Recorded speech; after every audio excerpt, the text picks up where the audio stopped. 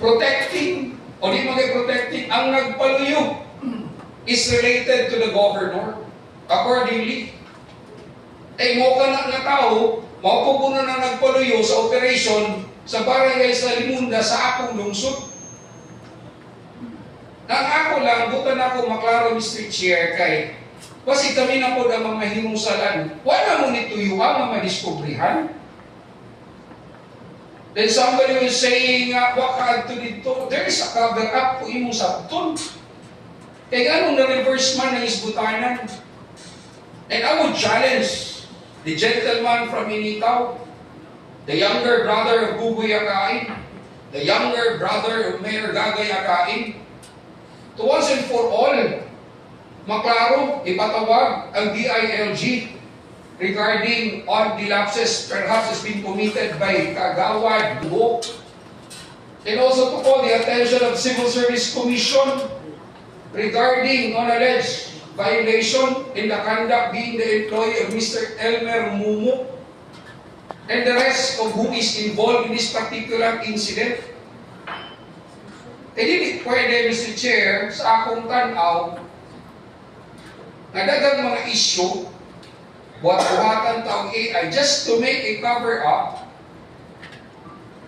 on the each issue at hand. Huwag mo na klaro na ito. Klaro na ito kay at the end of the day, tini yung mga equipo, panagiya sa lalawigan, kung ang nagpalit ni Ani, buluhisan sa katauhan, then hopefully, it will be resolved by the executive department. Kaya tanong na po, it is not fair. It is not fair because sa akong tanaw karon, kasi nanay mga power maneuvering.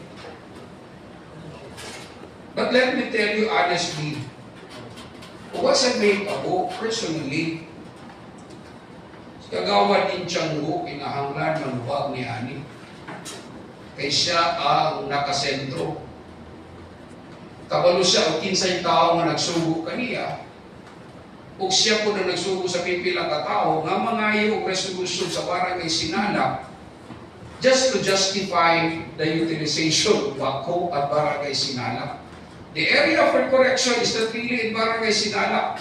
It is the boundary between the municipality of Initaw and municipality of Naawan. The one that's being covered and has a video as far as drone shoot is concerned is actually area of barangay Tagbalugo. Pero mas duol siya agion sa barangay Sinala. And hopefully, 2 weeks from now, the good gentleman, the Committee of Infrastructure, and even the chairman of Committee on Environment would call the attention of all individuals that are involved. So finally, make an official statement. Ano matanaw na ito? Kinsa ba yun ang naay illegal na binuhatan sa lalawigan as far as alleged illegal mining is concerned. And hopefully, makahatag justisya para sa katawan kay daghan kaayo barangay na ay letter request as far as heavy equipment. Ang barangay Sinala nga wag mag-request di pangayuan o request wa ko kasabot, Mr. Chair. Then come to think of it, 5 months na lang kung rasunan ka karon, di ko kabalo yung sila pag-briefing si Mr. Elmer Mumu, naghulat na lang sa UN. Nasa panahon nga gadagan ni gamit ni Tianggo, makatubig siya karon nga ipapauli kay transfer for the purpose of repair and maintenance in addressing the other concerns for the rest of second district. Wala na yung tubig. Pait nga kamaturan kapag kinahanglan na ay manubag kung matagal justisya para ano na ikangayan sa atong katawhan sa lalawigan o kabarangay.